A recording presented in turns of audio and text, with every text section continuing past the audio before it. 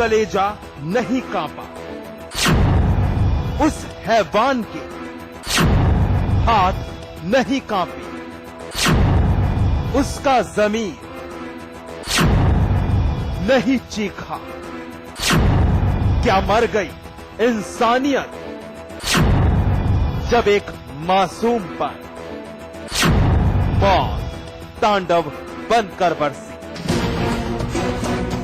मोहित इस बिलखती मां का लखते जिगर, इसका कलेजा, महज 11 साल उम्र और 7वीं का छात्र, बेहद गरीब परिवार, बस उम्मीद इसका लाल मोहित जल्द बड़ा होगा, पढ़ लिख कर कुछ बन जाएगा तो परिवार की हालत में तब्दीली आ जाएगी।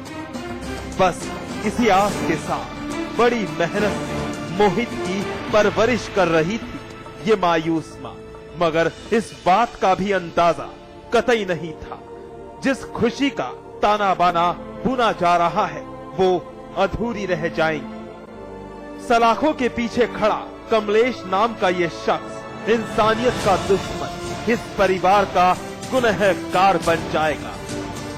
लालच कमलेश के ऐसे सर चढ़कर बोलेगा कि इस मां की मुस्कान छिन जाएगी। जी हां, पीड़ित परिवार की मां ने तो कमलेश ने महज 30 रुपए की खातिर मोहित की पिटाई की और फिर गला दबाकर हत्या भी कर दी। हम सर गरीब हैं और मेरा बच्चा बहुत प्यारा था और मेरा छोटा सा बच्चा 30 रुपया पीछे मत डाला बच्चन से संगे बारात में पैसन के मारे गया था और मत डाला 30 रुपए के पीछे सर। इन लोगों ने 30 रुपए पीछे जान ले ली। कौन था, क्या नाम था उसका?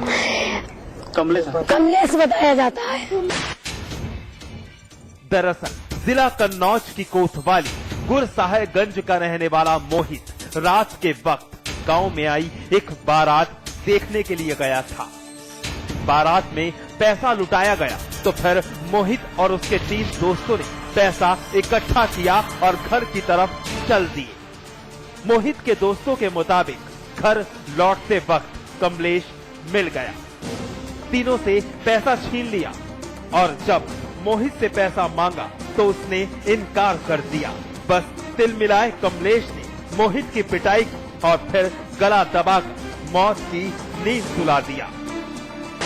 उनके पास 30 रुपए थे मौत के पास 10 पेन नोट थे। मौत उधर गए और उनने उनको पकड़ के ना उधर ले जाए, उनके रुपया निकाल लो, चड्डी में डाले थे रुपया। फिर रुपया निकाल तब उनने मना करो तब उनके बेल्ट निकाल के उन्हें मार दो। किसने मारा था? उनके लड़का रहना कमलेश ने। मोहित के दोस्तों और परिवार के बयान पर आरोपी कमलेश को गिरफ्तार कर लिया गया है, मगर गिरफ्तारी के बाद खुद को बेगुनाह करार दे रहा है। वहीं पुलिस ने आरोपी कमलेश को गिरफ्तार कर अपनी तफ्तीश शुरू कर दी है। बीती रात को एक बारात आई थी, उसमें जो बच्चों ने कुछ पैसा जो नेग में या लुटाने पर इकट्ठा करते हैं, उस पैसे को छीनने के लिए उसी गांव का एक लड़का कमलेश है, उसने 11 साल की मोहित की हत्या कर दिया। मुलजिम पकड़ लिया गया है। किस तरह से हत्या हुई? मृतक के ही बेल्ट से उसकी गला दबा दी गई है। मोहित की मौत से मातम पसरा है। उसके तीनों दोस्त मोहित की जुदाई से गमगीन हैं। इलाके में सनसनी फैली है। आरोपी कमलेश हाथ जोड़ जोड़कर अपनी बेगुनाही साबित करने में लगा है, मगर कुछ भी हो, इस वारदात ने आखिर साबित कर ही दिया कि पैसा जब जुनून बन जाए तो जुर्म की जड़ बनते देर नहीं लगती। अमित मिश्रा, कन्नौज समाचार। किसी ने ठीक ही कहा है कि जुर्म करना जितना आसान उससे कहीं ज्यादा मुश्किल। गुनाहों पर पर्दा डालना। घर का लाडला गुमशुदा था, परिवार वाले थक चुके थे, कहीं कोई खबर नहीं मिल रही थी। लेकिन एक दिन जब उस खौफनाक रात से पर्दा उठा तो पूरा इलाका थर्रा उठा। घर में मातम पसरा है। बेसुध हो चुकी घर की महिलाएं तड़प रही हैं। जानती हैं कि उनका कलेजे का टुकड़ा भी जहां का हिस्सा नहीं है। बस उसी लाडले की यादें, उसकी मुस्कुराहट जहन को कचोट रही है। घर का कोना कोना खामोश है। पूरा गांव इस घर की दहलीज की तरफ बढ़ रहा है। सुनकर आपका दिल भी दंग रह जाएगा, क्योंकि इस घर के आंगन में जिस खौफनाक वारदात की इबारत लिखी गई, उसकी कल्पना किसी ने सपने में भी नहीं की थी। तस्वीर 9 साल के अमन की है, जिसकी हत्या करके इस घर के आंगन में दफन कर दी गई। शक की बिना पर एक शख्स को हिरासत में लिया गया। सलाखों के पीछे खड़ा ये शख्स प्रदीप है, जो अमन का चचेरा भाई है और जिसकी निशानदेही पर अमन के शव को जमीन से खोदकर बाहर निकाला गया। हमारे जेठ को लड़का। क्यों मारा उसको? पता नहीं हमें। क्या कोई जमीनी विवाद था? पता नहीं हमें। क्यों मारा क्यों उसको? तो वही जान सका जेने मारू, हमें तो पता नहीं। वही कबूल है। मामला कानपुर देहात के सिकंदरा थाना कस्बा आजाद नगर का है। तारीख 19 मई 2013, जब अमन अचानक लापता हो गया। घर वालों ने काफी तलाश की, लेकिन बेटा नहीं मिला। थक हार कर थाना सिकंदरा में गुमशुदगी की रिपोर्ट लिखवाई गई।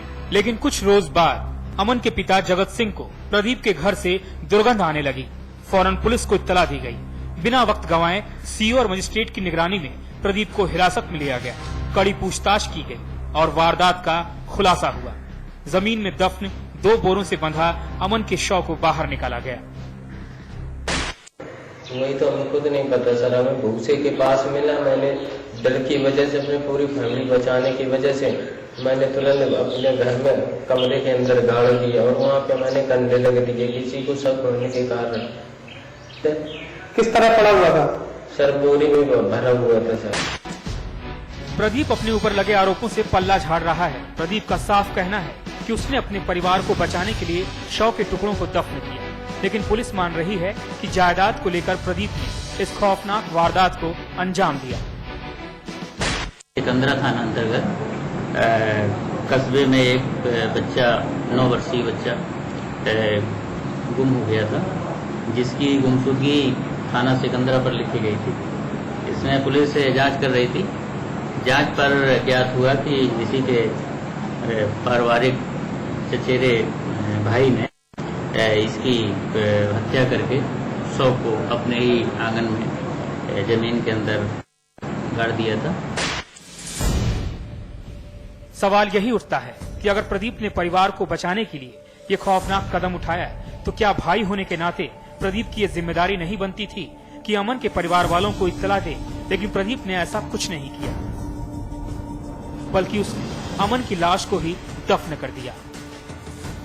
फिलहाल पुलिस ने कत्ल का मुकदमा दर्ज कर लिया है और तफ्तीश में जुटी हुई है। सलीम सिद्दीकी, कानपुर देहात, समाचार प्लस। सुल्तानपुर का एक शख्स जिंदगी और मौत के बीच लड़ाई लड़ रहा है। एक नहीं, कई गोलियां उसके जिस्म में दागी गई हैं। गुनहगार कौन थे, कहां से आए थे, क्या दुश्मनी थी, कुछ नहीं पता। बस इतना मालूम है कि वो बड़े ही बेरहम थे, जिन्होंने हर किसी का जहन दहशत से भर दिया। वो जद्दोजहद जारी है, जहां एक जिंदगी खून से तरबतर डॉक्टर्स के बीच पड़ी है। इस शख्स के सर पर गोली लगी है। खून रिसना बंद नहीं हो रहा। बस डॉक्टर्स का प्रयास है कि किसी तरह जख्म से बहता लहू थम जाए। आसपास बदहवास भीड़ भी मौजूद है। खाकी ने भी हाजिरी लगाई है। हर वारदात के बाद तफ्तीश का दौर जारी है। बस दवा के साथ साथ दुआएं मांगी जा रही हैं। खुदा जान बख्श दे इस इंसान की। मंजर सुल्तानपुर के जिला अस्पताल का है और जख्मी कुल बुलाता शख्स पंकज खरे है। पंकज पर कई गोलियां दागी गई। मगर एक गोली सीधा उसके सर से जा टकराई। अपराधियों का मकसद था पंकज की मौत, मगर किस्मत पंकज अब भी जिंदा है और जिंदगी के लिए मौत से जंग लड़ रहा है। आइए जरा सुनते हैं आखिर पंकज पर कब और कैसे हमला हुआ। पंकज खरे ये प्रॉपर्टी डीलिंग काम करते हैं लखनऊ में और कुछ सुल्तानपुर में करते हैं। इनके जानकारी मिली है कि इनको कुछ लोगों ने गोली मार दिया है, सर में गोली लगी है। ये जानकारी पाकर मैं सीधे हॉस्पिटल आया हूँ। सुना सीओ साहब सारी वारदात अपनी जुबानी बयां कर रहे थे। दरअसल पेशे से प्रॉपर्टी डीलर पंकज खरे सुल्तानपुर का ही रहने वाला है। लखनऊ और आसपास के जिलों में भी कारोबार फैला है। रात का वक्त था, पंकज अपने घर खरे निवास में ही मौजूद था। तभी बाइक सवार दो युवक आए, पंकज के नाम की आवाज लगाई। आवाज सुन पंकज बाहर आया तो फिर ना संभलने का मौका मिला और ना समझने का। दोनों बदमाशों ने गोलियां दागना शुरू कर दिया। लहूलुहान पंकज जमीन पर गिर पड़ा। गोलियों की आवाज सुन आस पड़ोस के लोग इकट्ठा हो गए। मौके से अपराधी फरार हो गए। तुरंत पुलिस को इत्तला दी गई। पंकज को अस्पताल ले जाया गया। अभी मैं मौके पे जा करके जानकारी करके तब और कुछ डिटेल बता पाऊंगा। इनकी अभियुक्तों की जानकारी करके उनकी गिरफ्तारी तभी कार्रवाई की जाएगी। रंजिश थी क्या था इसके बारे में कोई जानकारी अभी तक इनके परिजनों से नहीं प्राप्त हुई है। इनके भाई से मेरी बात हुई है, उन्होंने बताया है कि मेरी किसी से कोई रंजिश नहीं है। पंकज पर हुए जानलेवा हमले के बाद पुलिस ने घर के बाहर सुराग और सबूत खंगालना शुरू कर दिया। जमीन पर पड़े खाली खोखे इकट्ठा किए गए, पूछताछ की गई और जल्द अपराधियों की गिरफ्तारी का दावा किया गया। मगर पंकज पर हुए हमले के बाद कई सवाल मुबाए खड़े हैं। आखिर कौन थे हमलावर? आखिर पंकज से क्या दुश्मनी थी? क्या कोई व्यापारिक लेन देन था? कुछ यही सवाल हैं जिनके जवाब ढूंढना लाजमी है। नितिन श्रीवास्तव, सुल्तानपुर समाचार प्लस। बहरहाल एनकाउंटर में वक्त है एक ब्रेक का। ब्रेक के बाद दिखाएंगे जिस्म का एक जालिम लुटेरा।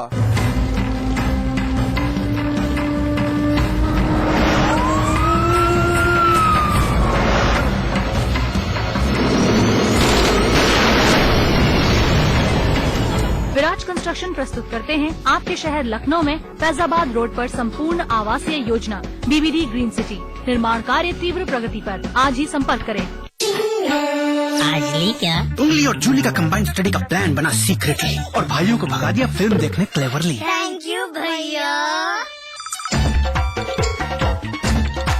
एंड देन इंटरेस्टिंगली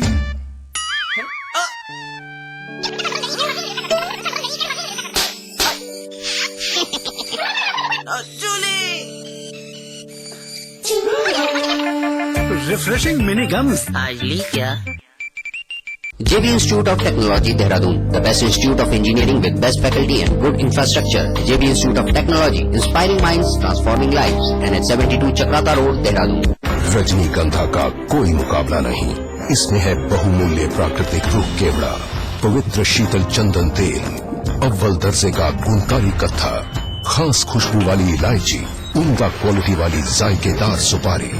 रजनीगंधा का कोई मुकाबला नहीं। हम रजनीगंधा खाने वाले हैरी गैरी चीजों को मुंह नहीं लगाते। इसमें तंबाकू बिल्कुल नहीं, इसीलिए तो मैं भी खाती हूँ।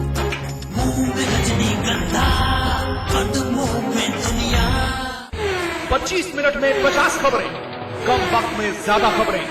देखिए बिना ब्रेक की खबरें। 25 मिनट में 50 खबरें। सुबह 9 बजे, दोपहर 12 बजे, शाम 5 बजे और रात 9 बजे, सिर्फ समाचार प्लस पर। स्वाद बड़ी चीज है, स्वाद से बढ़कर कुछ नहीं। तुलसी सादा पान मसाला।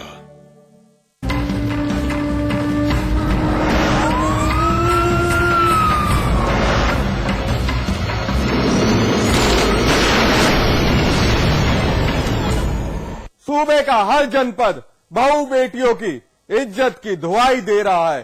क्या दिन, क्या रात, क्या सड़क, क्या घर, शैतान तो बेलगाम हो चुके हैं।